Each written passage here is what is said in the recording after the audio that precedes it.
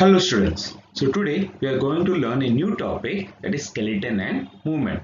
Now for the movement of skeletal muscles or for locomotion, bones, muscles, joint, all three play important role.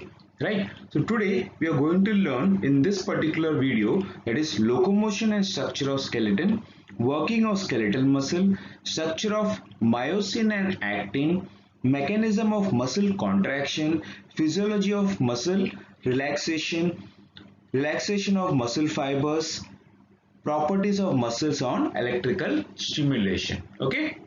Now also in the present animation slide we can see the human skeleton from the front position, sideways and back side. Also the muscles which are present throughout the body, again right in the front region, the sideways, back, the biceps, triceps, etc. Okay. Now the introduction part of it. Organism exhibit varieties of movement, right? Because when you say varieties of movement, it can be walking, running, jumping, dancing, skipping, swimming, lot many activities are there, right?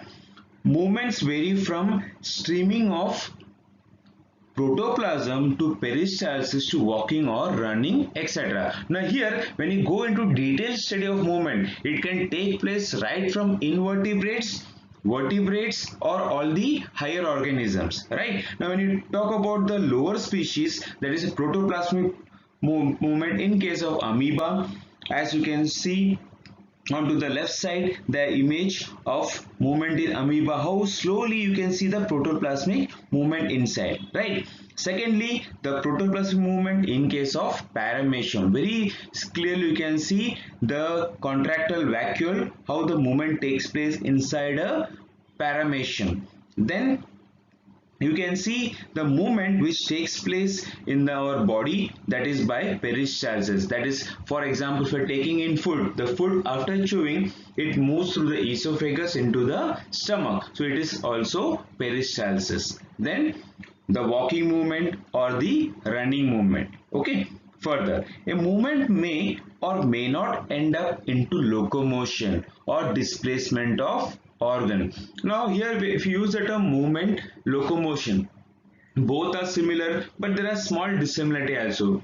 That is, movement can be by sitting in a place, moving of hand, moving of your leg or writing something, etc. But when you say locomotion, it means moving from one place to another place. Now if I add one more example, in case of plants, the movement takes place, that is the plants, the leaves, they move towards the sunlight, whereas the roots move towards the under the ground in search of water, nutrients and minerals, right? So that is movement. As locomotion in case of animals when they move from one place to another. Okay. Now further, now here again little bit of additional information before we move to the detailed part of today's content. That is, you can see our bones form the skeletal framework of the body. That is, it gives a proper framework or proper shape, right? Which is in case of humans or in case of all the vertebrates, right? Then a little bit of information is always remember, there are 640 muscles in the human body. Out of these 634 are paired and 6 are unpaired, right? Now few more or little bit more to add. How many bones are there? There are 206 bones in our body and 640 muscles, as you just read in the lower part. Then 200 joints are there, 4,000 tendons are there, 160 bursae and 900 ligaments. Now bones, muscle, joints, all three forms an important part in the skeletal framework of a movement and locomotion. But along with this, there are few more terms which is related, that is ligament, tendon, and you are going to learn a new word or learning a new word over here, that is bursae. Now tendons and ligament you already learned in the earlier topic, that is study of animal tissue, right, where you learned about tendon, ligament, which helps in joining the bones to the muscles or bones to the bones. Now what is this bursae? Something new term which you are learning over here, right? Now bursae means a small fluid filled sac that reduce friction between moving parts in your body, or we can say joints, which can be shoulder joint, hip joint, knee joint, etc. So in simpler words, it is a fluid filled sac which helps to reduce the friction. So in that case, there are almost 160 bursae present in our body. Clear? Further, here I put another image which shows all the muscular part in the body. As in the later part of the chapter, in this video we are going to learn in detail about all the muscles, their functioning, etc. So just a quick glance into the different muscles. Now also to learn the muscle, as we just read in the previous slide, how many muscles are there? 640, right? But instead of learning all together, which will be very difficult aspect, but instead if you can see here, you can learn with the help of the different types, like the red colored labeling part, abductors, adductors, green colored one, quadriceps, the purple one, calf muscle or calves, the yellow one, glutes, and the blue one, hamstrings. In that process, we can learn all the different names of the muscles, or all the 640 different muscles which are present in our body. So I'm not going into detailed naming of the muscles. Here it is very clear the different naming. Now just what we are going to learn in all the further part of the chapter is biceps, triceps more commonly, then the extensor, flexor muscles, etc. Okay, so here in this particular chart you can see all the different names of the muscles. Now coming to the initial part of the topic, that is locomotion and structure of skeletal muscle. Now first point, major part of the muscle which moves a bone usually do not lie on the same bone but is located on the bone atop. That is, biceps and triceps that move forearms are located in the upper arm. At any joint, two types of bones are present, that is stationary and movable. Further, the end of the muscle attached to the stationary bone is called origin, while opposite end attached to the movable bone is called the insertion. Now if you relate the first, second and third point, now it will be easier. That is, as the example says, biceps and triceps that move the forearm located in the upper arm. And here as we learn origin and insertion, which I highlighted the terms. So origin, from where the bones are attached, or as we again learned in the first point, bone atop, the origin of the bone, starting point of the bone, whereas the later end is the insertion. Okay, and in that case the muscles are stationary and movable. So two types are present, so one which is usually stationary, other movable, and vice versa. Then fourth point, the middle thick part of the muscle is the belly. So as you can see in the figure, when you contract your biceps, the triceps relaxes, right? And your origin, insertion, along with the middle part which forms the belly part. All the fibers in a muscle do not extend from end to end, and there is a maximum number in the middle part, as you can see in the image. Thus, large muscles are most often fusiform in shape. Now, what does this fusiform means, which might have come across in some of the earlier chapters? That is, thick in the middle and tapering towards the end. So, as you can see, the biceps middle part is thicker and there is tapering ends towards the either side. There is the origin and the insertion region. So, two images. The one over here where you can see when you fold your arms, the biceps they contract and the triceps relax. Whereas the other way around, when you open up your arm, stretch your arm, your triceps contracts and the biceps they relax. Also onto the right side, as I am highlighting it, you can see when you again fold, as you have seen in the previous image, contraction, relaxation. Here we can see the origin and the insertion, and the middle part being the belly region.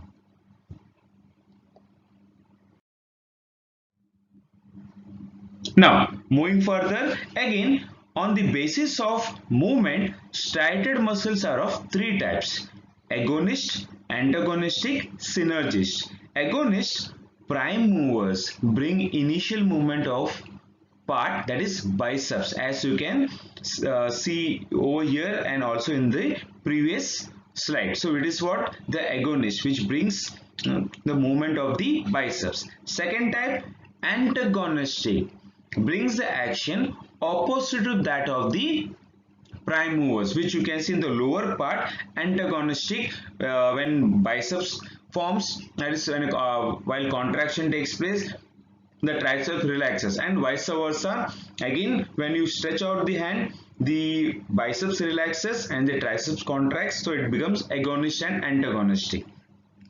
Third type, synergist, that is assist prime movers. Example, branchialis assist biceps, so which helps in assisting the prime movers or the agonist. Here also I put another image, basic skeletal muscle function.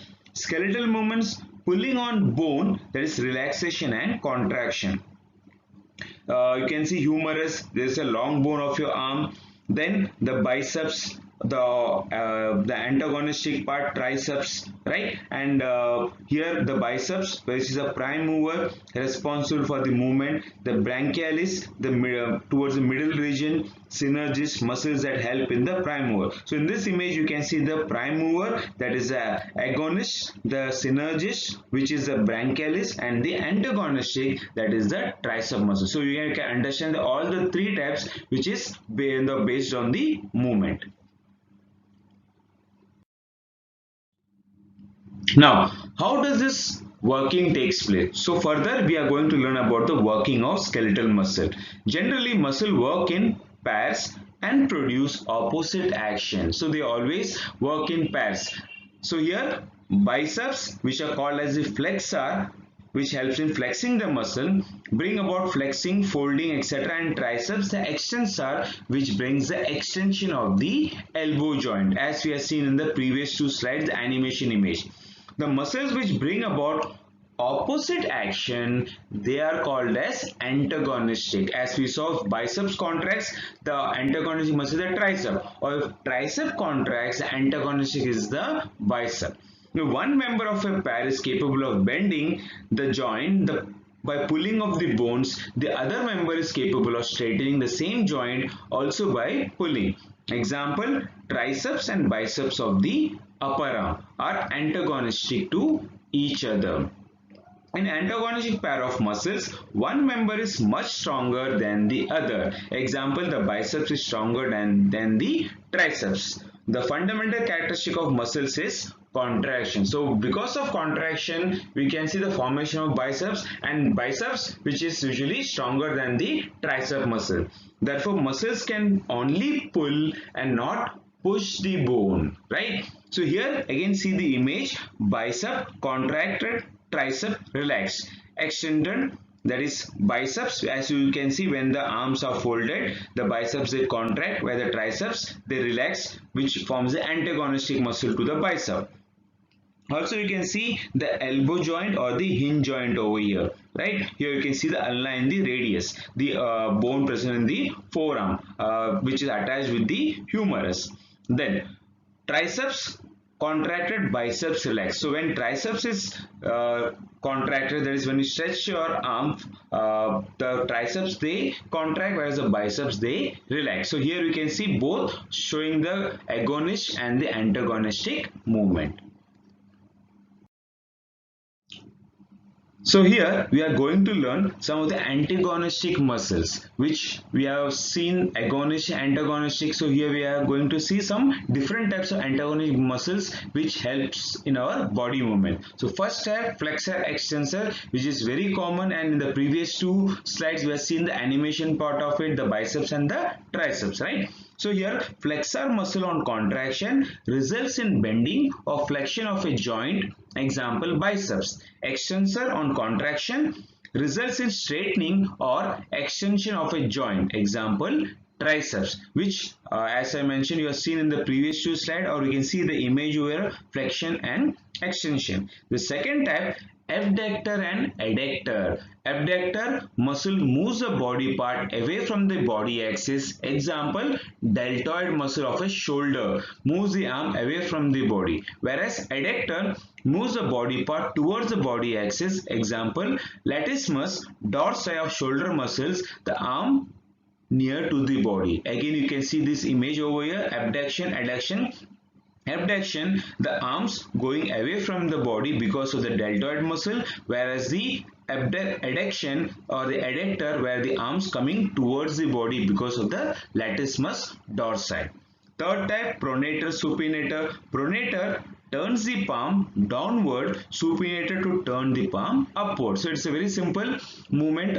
Here we can see the image, supination and pronation, where pronator, palms moving downward, supinator, palms moving upward.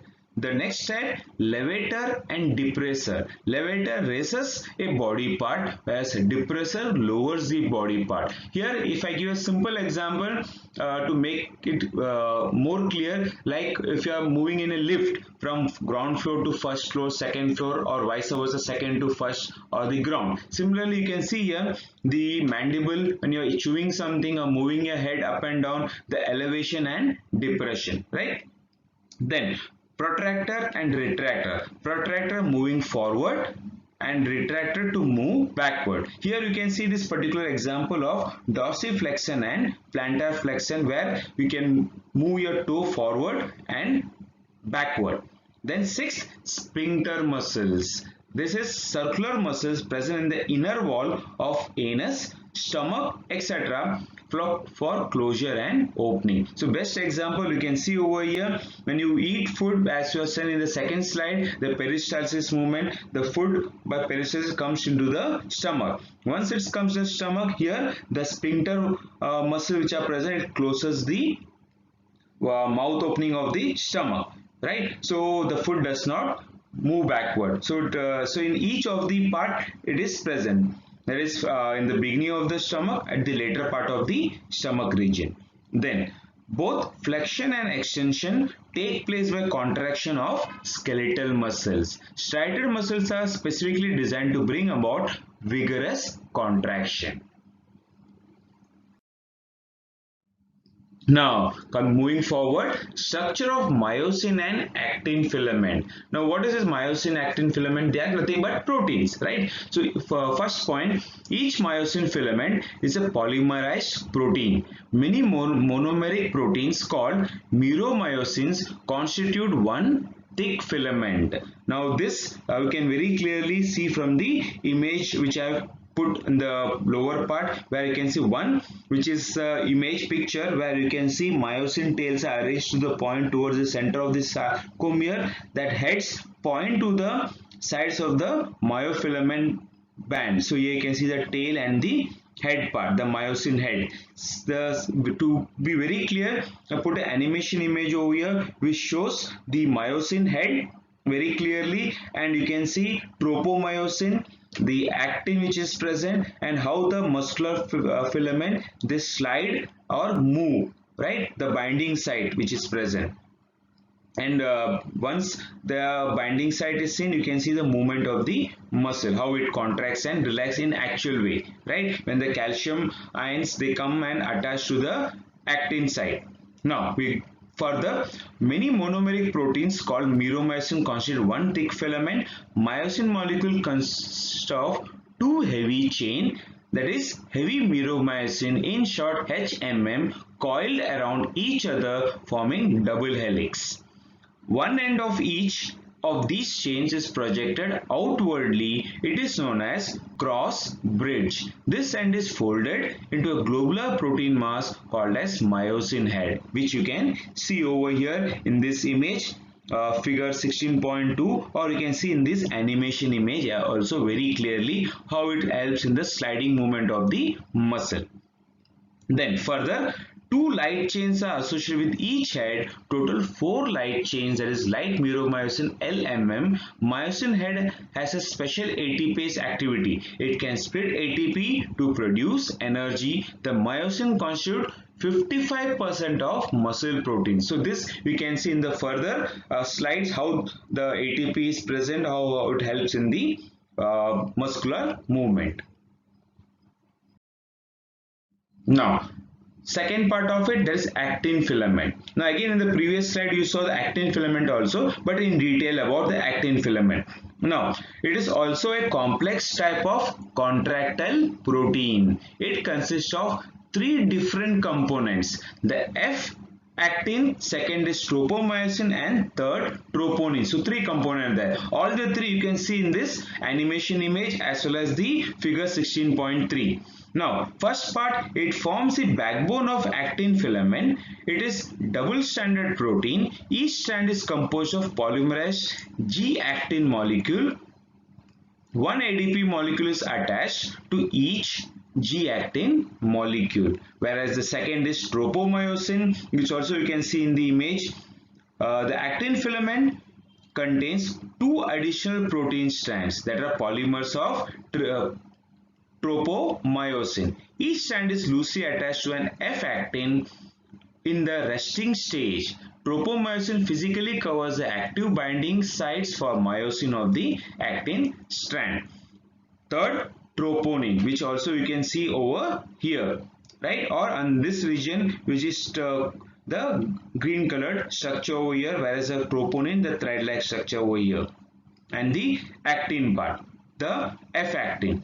Then troponin, it is a complex of three globular proteins. So which we can see this animation image, why it is called as three globular protein, which you can see the clearly the structure of the troponin in the animation image, and understand the by the explanation part, which are attached approximately 2/3 distance along each tropomyosin molecule. It has affinity for actin, tropomyosin, and calcium ions, which you in the previous slide you saw how the calcium ions getting attached to the binding site. The troponin complex is believed to attach the tropomyosin to the actin. The strong affinity of calcium ions is believed to initiate the contraction process. So that helps in the contraction. So you can see here myosin head slightly moving over here, which again in the previous animation you saw how it is helping in the sliding or contracting movement of the muscles.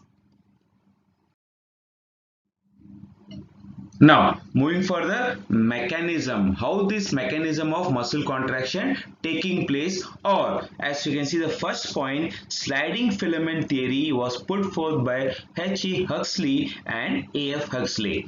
It is also called as walk along theory or ratchet theory. So you can see different names, that is sliding filament theory or walk along theory or ratchet theory, right? Now, according to this theory, interaction between actin and myosin is the basic cause of muscular contraction. That is, in simple words, the muscle contracts because of the interaction between actin and the myosin. So, actin filaments are interdigitate with myosin filaments. The head of the myosin is joined to the actin backbone by a cross bridge forming a hinge joint. From this joint, head cannot tilt in forward and backward direction. This movement is an active process which requires use of ATP. The myosin head contains ATPase activity. So here, before moving to the further part, now we come to the figure which is shown over here. If you see carefully, here ATP hydrolysis, ADP and inorganic phosphate, that's PI, thick filament. Right, now from here the thin filament we can see over here, which further the myosin head high energy configuration, then again the ADP and IP which is present. Then if you see here, the myosin head attaches to the actin myofilament forming a cross bridge, so which you can see here very clearly. That is why the term can, as you read out in between about the cross bridge, right? So where this myosin attaches to the actin filament. Further, here you can see the ADP and inorganic phosphate generated in the previous contraction cycle is released, installing the or initiating the power that is working stoke the myosin head pivots and bonds, that is it helping bonding as it pulls on the actin filament helping, or you can say sliding it lower the M line. Then ADP is released. As you can see here, release of ADP. Here further you can see ATP, that is myosin head low energy configuration, and new ATP attaches to the myosin head. The link between myosin and actin weakens and the cross bridge detaches. So you can see new ATP getting attached, and this cross bridge is myosin head gets detached. Okay, where in the previous two images, part of the image you can see is attaching. Then further, as ATP is split into ADP and IP, the myosin head is energized, that is you can say attached into the high energy conformation, as you can see over here, right? Now we can move further. Now it will be easier to understand the further part. It can derive energy by breakdown of ATP and ATP molecule. That's why here it is ADP and IP formation. This energy can be used for movement of myosin head. During contraction process, the myosin heads gets attached to the active site of actin filaments and pulls them inwardly towards itself, so that actin filaments slide over the myosin filament.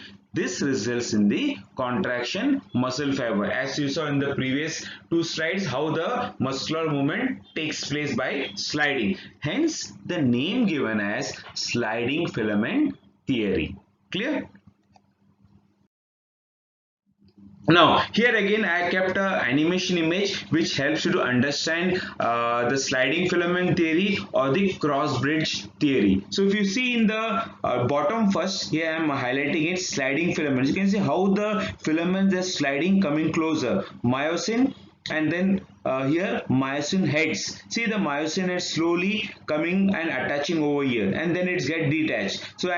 So vice versa and so on, and that's how the sliding takes place continuously, or we can say in simple words, the contraction and relaxation. Or if you see the upper image over here, that is cross bridge cycle, the sequence over here, tropomyosin translocates, or you can see the actin which is over here, the thin thread, the tropomyosin, the troponin, cross bridge binding sites, calcium binding site, where the calcium gets connected, and the myosin head. So here you can see resting state, calcium released from the sarcoplasm, and myosin head get energized and calcium binds to the tropomyosin, and in this process the contraction process begins when the myosin head binds to the actin part, and then the sliding takes place. Or we can see the cross bridge, how it gets connected from myosin to actin, forming a cross bridge like structure. Okay, moving further, again here a chart 16.5, that is mechanism of muscle movement. So here I put another animation image to make it very clear, or to make the concept much more easier. Otherwise, as you come across actin, myosin, troponin, tropomyosin or calcium, always there can be a little bit of confusion. But because of these animation images, you can understand how this process takes place. Now first we'll read out, then we can see the animation part, so it becomes easier. Impulse from motor nerve, that is when you touch any hot object or you move around, when you move your muscles, so when you get the impulses. Action potential developed in the T tubule.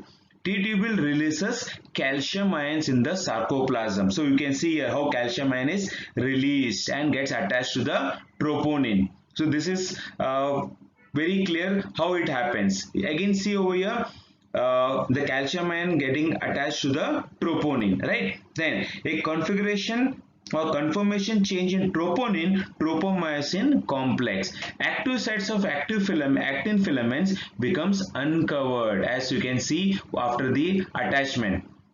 Then myosin head breaks up ATP to derive energy, that is you can see here ADP and IP is formed from ATP. Then myosin heads get attached to active sites of actin, forming actomyosin complex when it joins, or we can say the cross bridge. Myosin head tilts and pulls the actin filaments towards them. Actin filament slides over myosin and contraction occurs. That's how we use the term actin, or we can say the sliding filament theory. Okay. So you can see the binding site actin myosin. Once again, the calcium ion getting attached to the troponin, and here ADP and P present. Then you can see the binding sites, actin myofilament formation. Then physiology of muscle contraction. Further, here again another image animation which helps to understand. See here how ATP is coming and join, ADP and IP is formed, which again helps in the attaching the head of the myosin to the actin, and how the muscle slides, right, or the cross bridge is formed over here. So this image again makes the concept more clear. So first point, when the muscle is relaxed, the active sites remain covered with tropomyosin and troponin complex, correct? Then due to this, myosin cannot interact with active site of actin, and therefore contraction cannot occur. So if it is relaxed, then there will be no contraction, it will remain in the same position, right? Then when an action potential, that is impulse, comes to muscle through motor end plate, it spreads throughout the sarcolemma of the myofibril. Now this sarcolemma, as you know, we are learned in the different types of muscles, cardiac muscle, the striated muscle, smooth muscle, which is the sarcolemma, right? The transverse tubules of the sarcoplasmic reticulum releases large number of calcium ions into sarcoplasm. That's, as you saw in the previous slide, how calcium gets attached to the troponin. Then as a result, it gets detached from the active site of actin, that is F-actin filament. Thus active site becomes uncovered. Now head of the myosin cleaves the ATP and derives energy. So you can see here the ATP which cleaves over here, and how it gets provides the energy, where head moves, attaches to the actin and help in the formation of actomyosin complex. The myosin heads are now tilted backwards and pulls the attached actin filament inwardly. This results in the contraction of muscle fiber. So you can see here how it is moving backward or inward, so and thereby contracting the muscles. Clear? So I think now the concept is very clear, how the muscle contracts, or how the actin myosin helps in contraction, or how the F-actin, troponin, tropomyosin, calcium ions, how they work together in tandem, and the contraction of muscle taking place. Now, relaxation of muscle fiber. So here the first point, during relaxation all the events occurs in reverse direction. When stimulation is terminated, actomyosin complex is broken down and myosin head gets detached from the actin filament. This process involves use of ATP. At the same time, calcium ions return back. This is also an active process that uses energy. So here you can see what happens in relaxation. You can say it is the other way around. In case of contraction, as myosin heads moves backward, gets connected to the actin, and the muscle slides, right? Here this is the other way around. But again here the ATP is necessary, so energy is useless. In case of energy is used, then it is an active process. So due to disappearance of calcium ions, troponin tropomyosin complex is restored again. This complex covers active sites of actin filament. Due to this, the interaction between actin and myosin ceases to occur and the actin filaments return back to their original position. This results in muscular relaxation. Like contraction, relaxation is an active process. So if you just again a simple example from the previous slide, or again the beginning of the slide, as you saw biceps and triceps. When you fold your arms, the biceps contracts, right? The triceps, they relax, but you don't keep it contracted, you again do the relaxation. So in that case the biceps relax and the triceps contracts. So in both the process ATP is required and both are active process. Okay, now you can see here the image, figure 16.6, relaxation and contraction, how it takes place. So here you can see sarcomere. There is a muscle fiber thick filament, myosin filament, thin filament, active filament. So you can see a thin and the thick filament, then relaxation, contraction, how it comes together and moves apart. Now this same I kept the animation image over here, sarcomere, and here you can see how slowly the contraction occurs when the thin and thick filament move towards each other by the actin myosin complex which is formed, where the myosin head moves backwards, because of which the actin filament they also slide and the contraction takes place, and then further relaxation. Okay, now here always remember something more interesting about it. Now first part, oxygen debit is used in oxidizing the accumulated lactic acid aerobically and in restoring the depleted creatinine, phosphate and ATP. What is that? So to make it easier, again I put an image onto the right side as I am highlighting it. Comparison of energy resource used during short duration exercise and prolonged duration exercise. When you do exercise for a little while, what is the resultant when you do for a longer hour? As in just simple, when you do little bit of work, not necessarily exercise, or if you do exercise, what happens, the respiration takes place but it is under control, you have slow respiration, right, or breathing. But when you continuously do certain work or do exercise, your breathing become faster and faster, right? Similarly you can see here in case of in the beginning, if it is 6 seconds, 10 seconds, 20 to 40 seconds, or it is end of an hour or a longer duration of time, how the ATP is generated by breakdown of several nutrient energy fuels by aerobic pathway. So when you are doing workout for a longer duration, exercise for longer duration of time, ATP is generated. Okay, now second, rigor mortis. Now what is this rigor mortis? Another new term you are learning over here, right? Usually some hours after death of an individual, its muscles are stiffen, that is becomes hard. This muscular stiffening after death is called as rigor mortis. Now we will understand the term rigor mortis. What is that? Now usually when the person is alive, the muscular movement is free, the contraction relaxation takes place, but once the person dies, the muscles become hard and stiffened, or becomes what do you say, does the contraction relaxation completely stop, so it becomes hard. So it helps in fixation of hours of death after a murder. Now here we can understand in various serials or in movies or in CID serials how they try to find out by the forensic team, how they identify at how much time the time has taken after the death of the person or a murder of a person, because of this muscular thickness, or how or we can use a proper term rigor mortis, so which helps them to identify the time period of death. After death, the fresh supply of ATP to the muscles become impossible.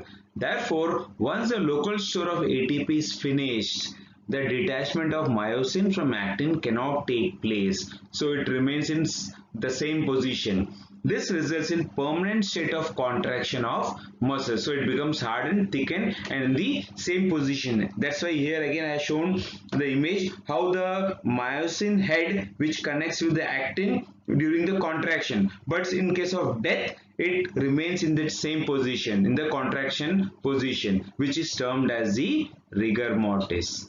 Clear? Okay, now further, properties of muscle on electrical stimulation. Now what are the properties? There are different properties, we learn one by one. Muscle, or you can say single muscle twitch, okay, is muscle contraction initiated by single brief stimulation is called single muscle twitch, or simple words is what? Single brief stimulation. In that it is called a single muscle twitch. It occurs in 3 stages: a latent period of no contraction, a contraction period, and followed by a relaxation period. Clear? Second, summation. If the muscle is stimulated before the end of the twitch, it generates greater tension, that is summation of addition of effect takes place. Repeated stimuli will produce increasing strength of contraction, that is staircase phenomenon. Or if I just add a small example over here, now this can happen when you are doing rigorous activity, exercise or doing some carrying some heavy article or weight or doing some workout, etc., we where more strength is required, so more contraction takes place. Third, tetanus. Its stimulation is very rapid and frequent. The muscle does not have time to relax. It remains in a state of contraction called tetanus. Now here you may come across a particular disorder called as tetany, where contraction takes place and it remains in the same state because of the particular type. So it can also lead to a disorder called as tetany. Then refractory period. Immediately after one stimulus, the muscle fiber cannot respond to another. That is, once you contract, you cannot contract again and again. Correct? So this resting of refractory period is about 0.02 seconds, which is called as what? Refractory period. Next, threshold stimulus. For a muscle fiber to contract, a certain minimum strength or intensity of stimulus is required. This is called as threshold stimulus. As you know, to carry out any activity, any contraction, a certain amount of strength is required to pull, to push, etc. So in that contraction, the stimulus which is required is termed as the threshold stimulus. Moving further, next one is what? All or none principle. Now here you can come across the meaning with the term itself, all or none, right? So we read out the points. A stimulus below threshold will not result in contraction. A threshold stimulus will result in contraction, that is, this contraction leads to maximum force. Higher stimulus will not increase force of contraction, that is, muscle fiber contracts either fully or not at all. This is all or none principle. All type of muscle fibers and nerve fibers obey this law. That is, when you're carrying out certain work, you don't stop in between. Either you do it completely or don't begin at all. That's why here when you are doing contraction of your muscle, biceps or triceps, you don't stop in between halfway around. So you contract the muscles fully where the biceps contracts and triceps relax, and vice versa. That is why all the muscle fibers and nerves, they follow this principle. Either they contract completely or they don't contract at all. That's why the term given as all or none principle. So here again given a chart showing the example of it, points about it. What is this all or none phenomenon? An action potential either happens completely or not at all, does not happen. Many subthreshold stimuli can cause an action potential. Neurons can have different threshold pain. It is similar to the flash point of a burning twig. All or as a match is placed under a twig, the twig must get hot enough to produce a flame on the twig, or it will not burn at all, right? Then oxygen debit. Now in the just previous slide we came across this particular term, so we'll learn the points in detail over here. During strenuous exercise, muscle oxygen supply rapidly becomes insufficient to maintain oxidative phosphorylation of respiratory substrate.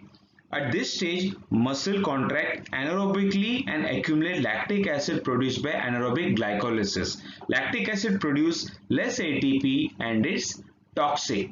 It causes tiredness, pain and muscle cramps when you are doing or carrying out rigorous activity, rigorous exercise, right? During recovery, oxygen consumption of the muscle for exceeds than its resting state. So when you're doing running continuously or carrying out exercise for a longer period of time without rest, in that case what happens, lot of there is a time period for oxygen consumption to the muscle. If not, then we may start to what do you say, get tired or pain in the body, muscle cramp may occur. This extra oxygen consumed during recovery is called as oxygen depth of the muscle. So again here I put the image in the previous slide. I put the image of athlete running, whether it is 6 second, 10 second, 10 to 20 second or an hour. So here heavy breathing continues after strenuous exercise. So what you can see, the person panting or heavy breathing after continuously doing exercise or workout, right? Purpose: What is that purpose? It means replace oxygen reserve depleted in the first minute of exercise, replenishing creatinine phosphate, oxidizing lactic acid, serving the elevated metabolic rate. Or in simple words, the oxygen has to be replaced, which is being utilized to carry out this strict regime or strict workout. Clear?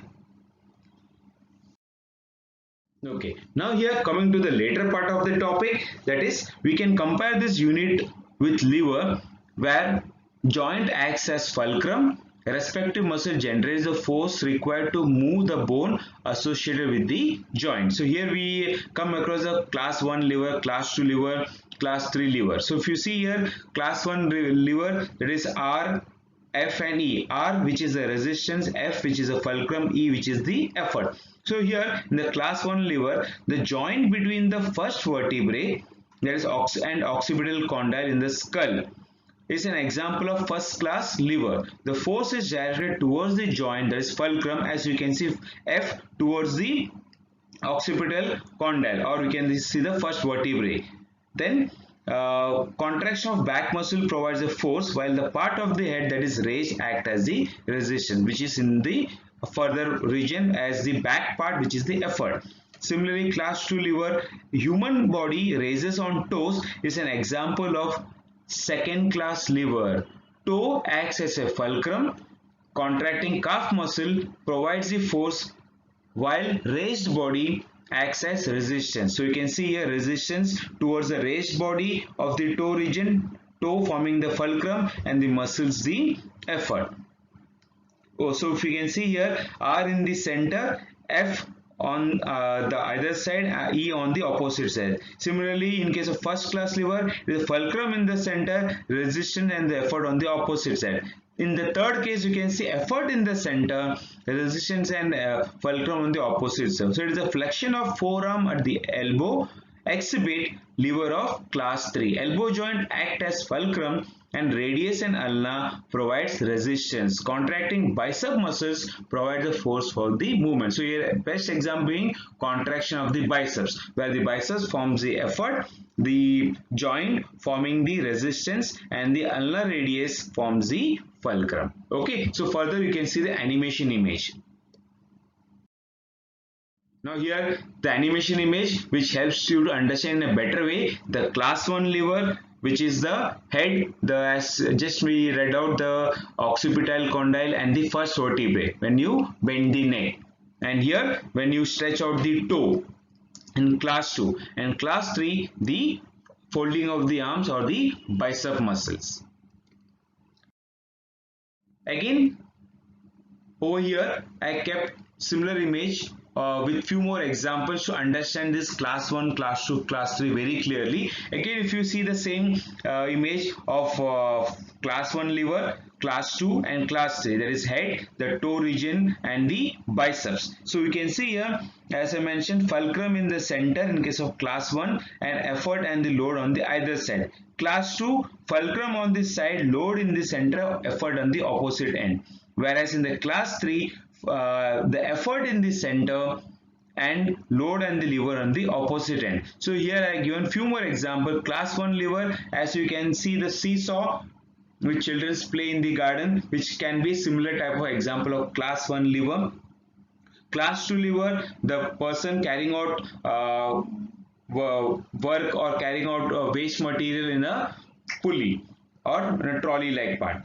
Third, when a person picks up a mud while carrying out activity in the farm. So again it's or as you can see the biceps getting folded up, which is the class 3 liver. Okay, so that ends with the first part of the skeletal and movement, and this is the assignment questions based on the today's part which you have learned in this particular video. So thank you all of you.